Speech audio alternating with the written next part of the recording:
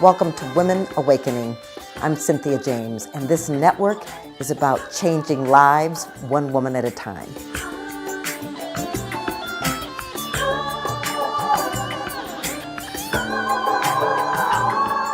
Hello, and welcome to Women Awakening.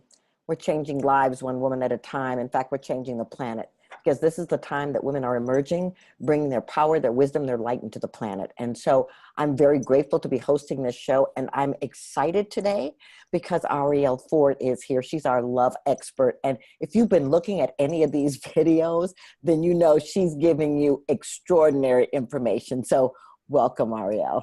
Hey, Cynthia, good to see you. It's really good to see you.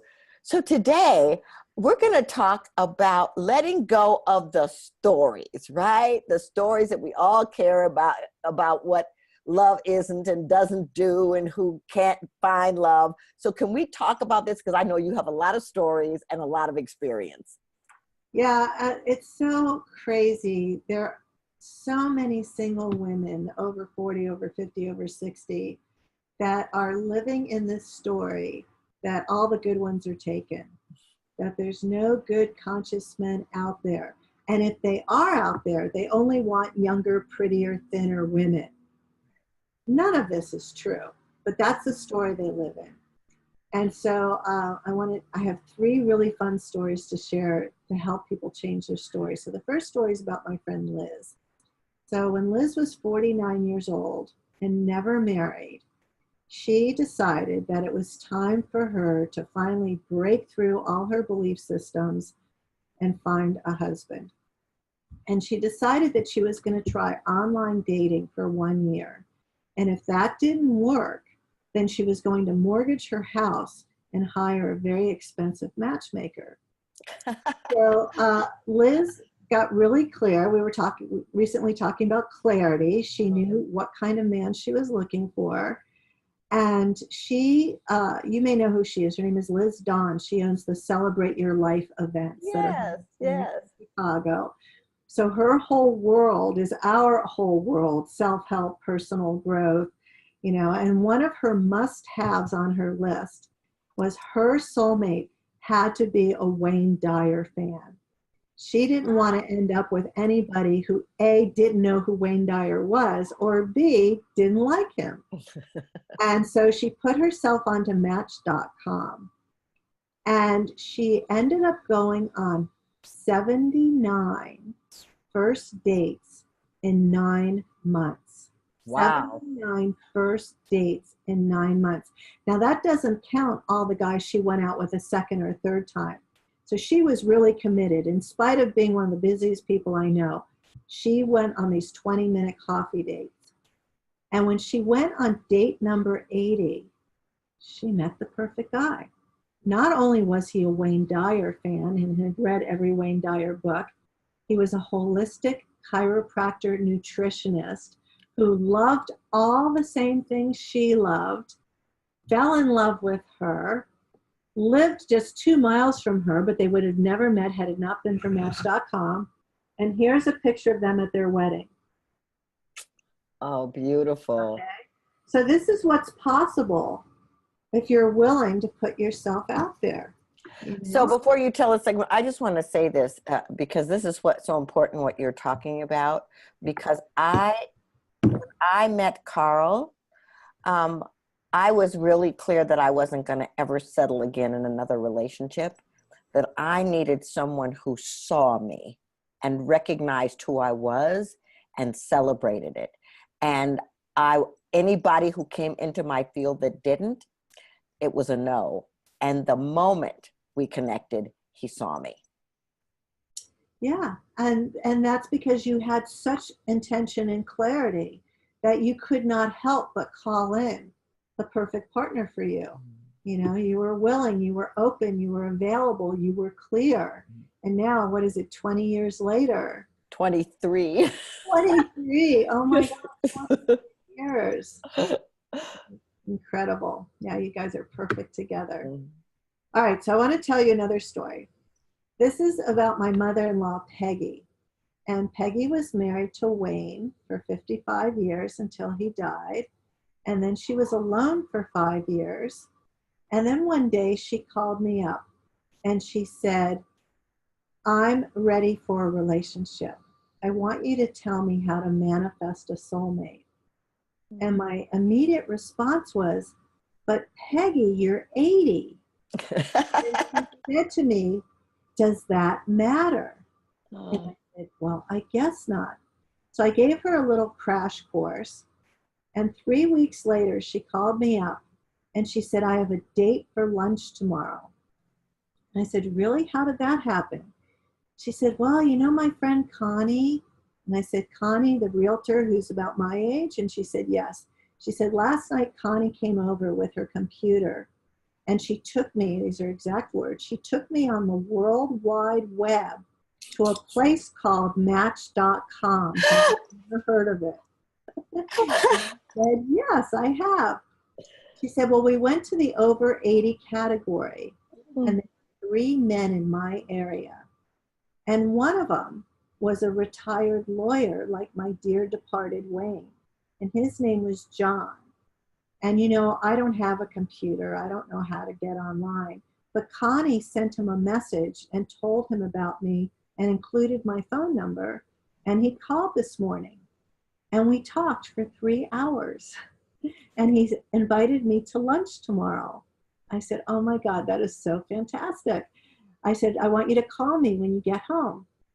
So the next day, I'm like sitting by the phone. It's 2 o'clock, no call. It's 3 o'clock, no call. It's 4 o'clock, no call.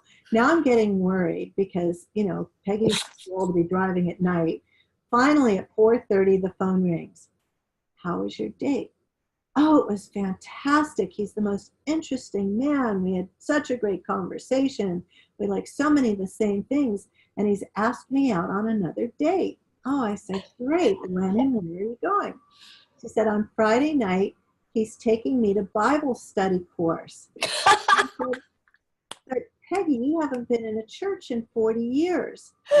He said, well, I think this is a little bit different because we're not studying the Bible. We're going to be studying Marianne Williamson's A Return to Love. I said, okay, you just have to promise never to tell Marianne somebody called that Bible study. So she and John started dating. And then about a month later, I mean, they were seeing a lot of each other. She called me up and she was in a panic. And I said, well, what's the matter? She said, oh, I have a really big problem. I said, what? She said, John proposed. I said, well, what did you say? She said, well, I said no. I told him, been there, done that. I don't want to get married again. I'm going to die, Mrs. Wayne Hilliard. But I told him I'd shack up with him. I said, well, what did he say? He said no. He said, I'm an elder in my church. What will the church ladies say? So at that point, I put my husband, her son, on the phone. I said, your mom needs help. It was way outside my pay grade. We had a long conversation. And during that time, Marianne Williamson happened to call. And we were having this quick conversation. And I told her this story. And Marianne said, oh, honey, don't worry about it. Call your mother-in-law back and tell her I'll come to Portland and I'll do a spiritual ceremony for them so they can get married, but it doesn't have to be legal. It's like, oh my God, that's the perfect solution. So I get Peggy on the phone and I tell her, and she tells John, and everything looks great. And so they both sold their houses and they bought a cottage together on the grounds of an assisted living facility. Marianne never did come out to do that ceremony, but they worked it all out. And for the next 5 years until John died, they had an amazing relationship. And I want to show you their picture. Is it up? Oh, there Oh, it is. Aren't they cute? Oh my God. Well, you know what? Okay, first of all, my heart just blew wide open. And I just want to say that is such a testimony that age has nothing to do with love. Right? Because she could have said, I'm too old, I'm too fat, all the good ones are taken, which is what most people say. Those are the 3 highest excuses I get for why people aren't looking for love. None of which is true, you know, Right. And John just treated her like a queen. He just worshiped the ground she walked on. There were some crazy moments. Every time we'd walk into a room and they were together, they'd be kissing, hugging, canoodling.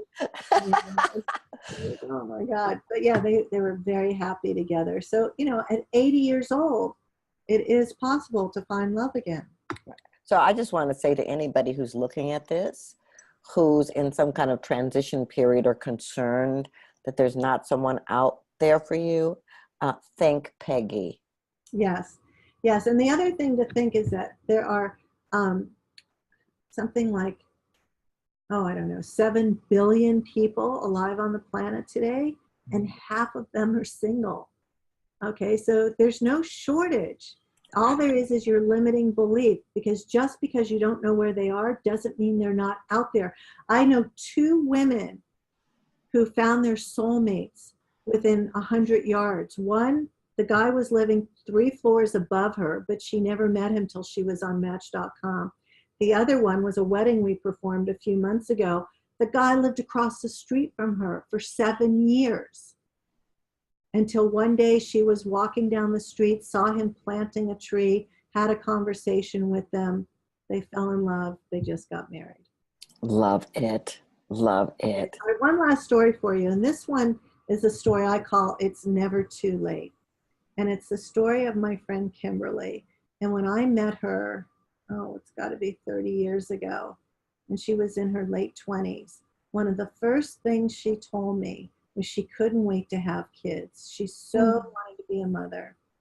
And she was a very successful film producer in Hollywood. She had a great career, but just really sucked at dating and sucked at relationships.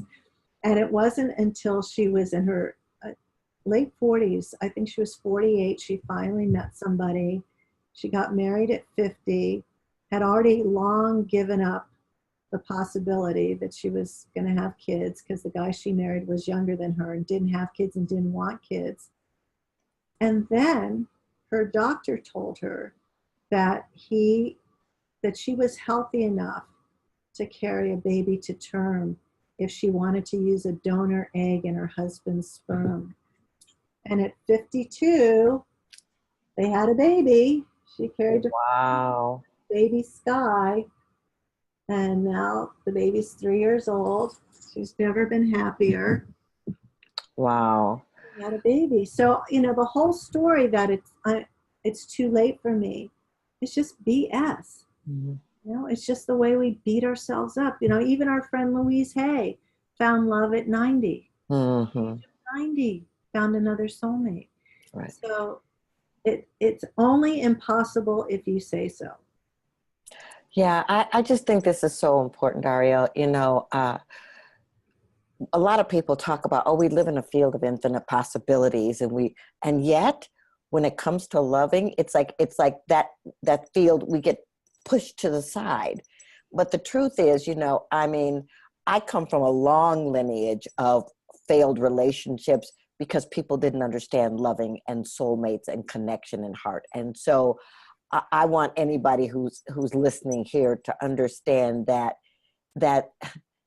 with half the people on the planet single, there's more than one person looking for you. Oh, John Gray actually thinks that it's probably a couple 100,000 potential soulmates for all of us.